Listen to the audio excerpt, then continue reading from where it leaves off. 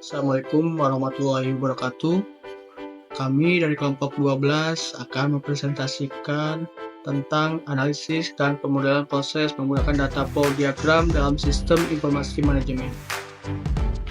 Izin memperkenalkan diri, saya Muhammad Lutfi Ali. Dan saya Reza Adi Saputra. Lanjut aja ke materinya, yaitu yang pertama ada tentang analisis dan pemodelan proses menggunakan data flow diagram dalam sistem informasi manajemen.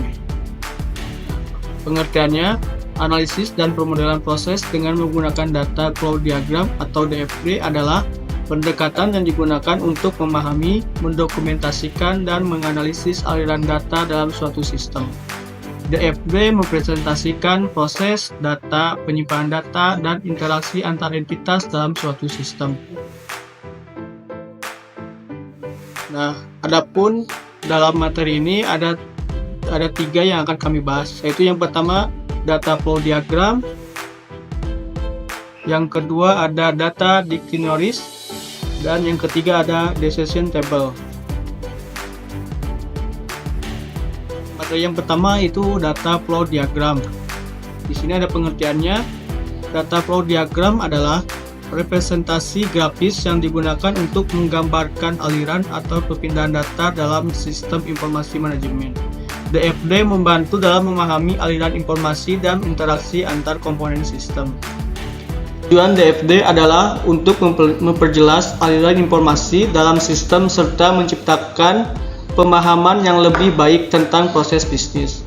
Manfaat DFD antara lain membantu dalam identifikasi kelemahan dan peningkatan proses, mengkomunikasikan kebutuhan sistem dengan jelas, dan menyediakan gambaran visual tentang proses bisnis yang kompleks.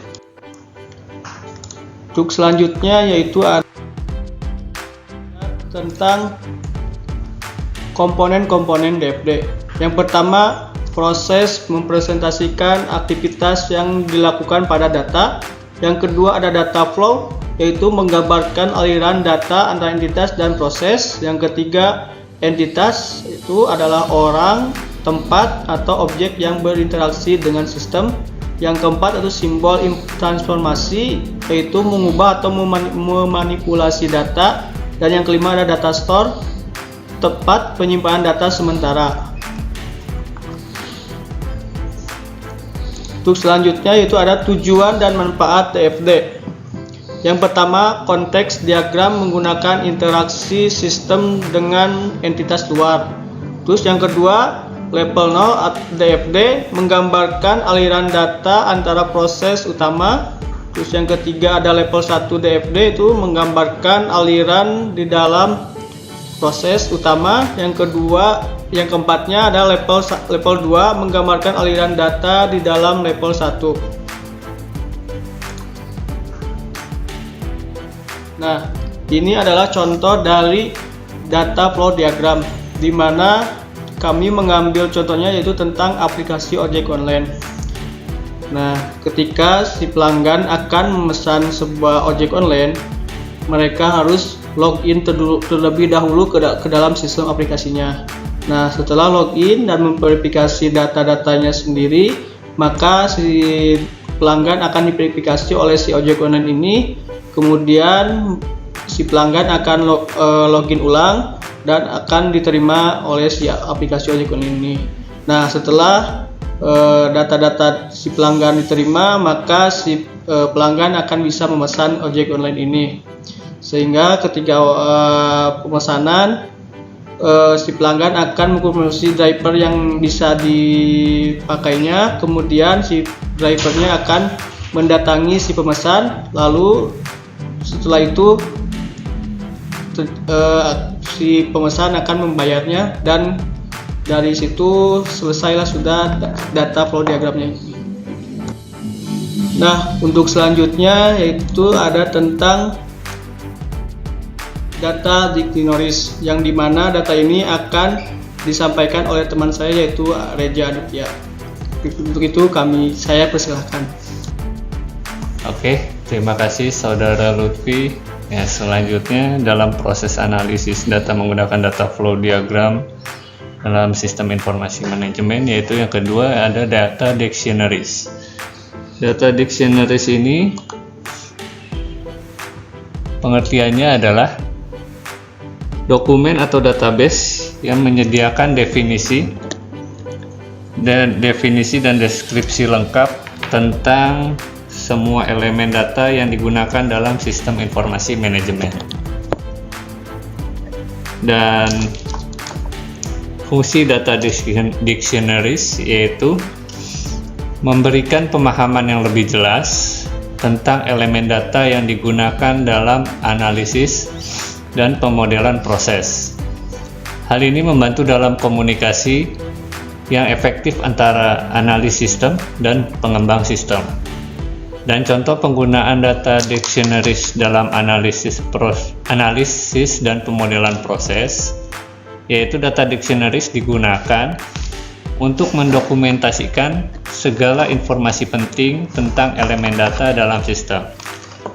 Ini membantu menjaga konsistensi dan integritas informasi yang digunakan dalam analisis dan pemodelan proses. Oke. Nah, selanjutnya komponen data dictionaries, yaitu di dalam data dictionaries itu seperti perpustakaan lah ya, kalau dicontohkan atau diibaratkan. Nah, itu ada klasifikasinya untuk mempermudah dan membantu bagian analis untuk mengolah data. Nah, di komponen pertama yaitu ada nama elemen data. Ya, nama ini diklasifikasikan menjadi nama-nama unik untuk mengidentifikasikan sebuah data. Dan seperti nama tabel, nama kolom, dan nama variabelnya. Dan itu diklasifikasikan setiap satu klasifikasi. Dan yang kedua ada deskripsi, penjelasan singkat tentang fungsi atau makna elemen data tersebut. Yang ketiga adalah tipe data, jenis data yang disimpan oleh elemen tersebut. Tipe datanya seperti string atau bulat atau tanggal, yang itu membedakan setiap data yang ada. Selanjutnya yaitu panjang dan skala, itu informasi tentang panjang minimum atau presisi dan skala. Oke, nah seperti ini contoh yang ada di dalam data dictionaries. Nah, ini diambil contoh dari sistem membership dari sebuah game online. Nah, seperti kita lihat ada data item, data type, data formatnya, terus number of byte for storage-nya berapa. Nah, ini salah satu pengklasifikasian data yang untuk mempermudah sebuah manajemen atau sebuah analis sistem untuk mengupdate sebuah data. Oke, selanjutnya ada decision table. Dalam proses analisis data ada tahapan decision table. Pengertian dari decision table itu adalah memberikan pemahaman yang jelas tentang hubungan antara beberapa kondisi dan tindakan yang dapat diambil. Ini membantu dalam mengidentifikasikan skenario apa yang berbeda dan mengambil keputusan dari hasil analisis tersebut berdasarkan kombinasi input yang telah diberikan. Nah, yang kedua, cara menggunakan decision table dalam analisis dan pemodelan proses. Decision table memberikan pemahaman yang jelas tentang hubungan antara beberapa kondisi dan tindakan yang dapat diambil.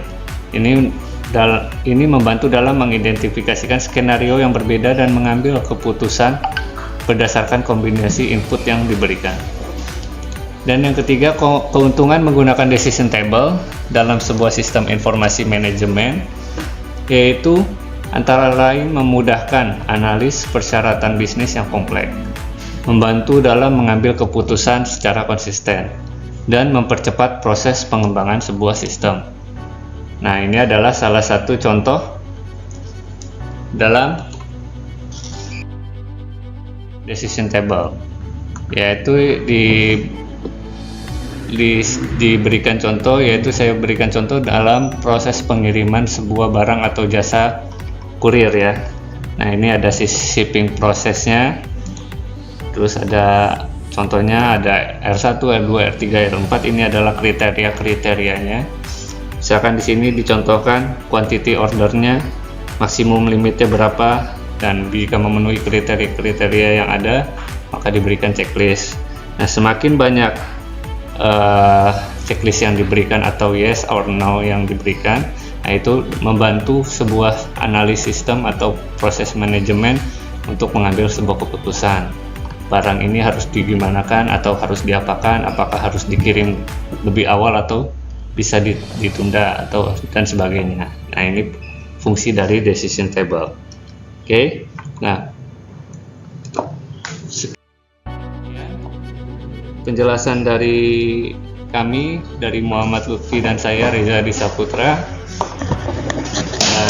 tentang proses analisis dan pengembangan sistem dalam sistem informasi manajemen.